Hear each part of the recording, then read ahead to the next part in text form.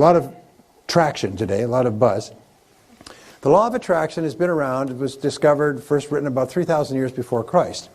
The law of attraction is a very interesting law that combines with the other laws, but it says that each person is a living magnet.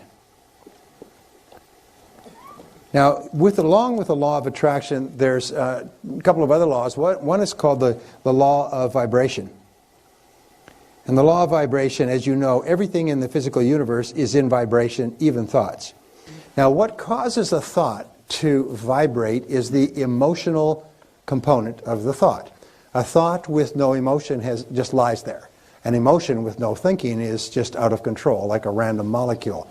But a thought which is impelled by an emotion sets up a force field of energy that attracts into your life people, ideas, and resources necessary to achieve the thought.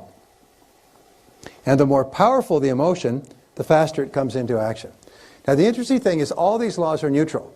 If you believe negative things, then that's what you will see, that's what you'll perceive, that's what you'll experience. If you expect negative things to happen, that's what will happen as well. So don't talk about things you don't want, because your mind is so powerful. It's this powerful engine that is sending out vibrations and attracting into your life people and circumstances in harmony with the things you're saying and the thoughts that you're thinking.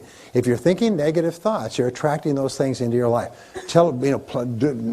Car crashes and burglaries and broken dishes and ripped hose and all kinds of things happen if you think negatively. So we say that you are a living magnet. And there's a second law. It's called the law of sympathetic resonance. Now let me give you an example of the law of sympathetic resonance which affects your life. If you had two pianos in a large room, and you went over and you hit the note of C sharp on this piano, bang, and you walked across the room to the other piano, the string of C sharp would be vibrating in perfect harmony with the string vibrating on the piano that you struck. Are you with me so far? Why? It's called sympathetic resonance. Now, where is sympathetic resonance especially relevant? Is when we meet the right person for ourselves. Khalil Gibran says that there will be a moment of a recognition at the moment of meeting, instantaneous. You walked into a place and you saw the person and your eyes met across a crowded room. It was instantaneous. Well, it's the same thing. The law of attraction is a very interesting law, but it says that whatever thoughts you're thinking, positive or negative, are sending out this force field of energy that's attracting into your life people and circumstances in harmony with it. Now, thought energy is a very fine energy. If you were talking about throwing bullets or basketballs, you couldn't get them through the wall. But thought energy travels at 186,000 miles a second, like the speed of light, and it can literally go across the world instantaneously and through all substances. I'll give you an example of the law of attraction that you've experienced many times. You're talking to your friend about somebody else and the phone rings and it's them. You ever had that happen? And you say, we were just talking about you. And the other person says, well, I just had this impulse to phone you. This happens throughout your life. If it happened once or twice, you could say, well, that's an interesting coincidence. But if it happens repeatedly throughout your life, then you know that there's a law at work.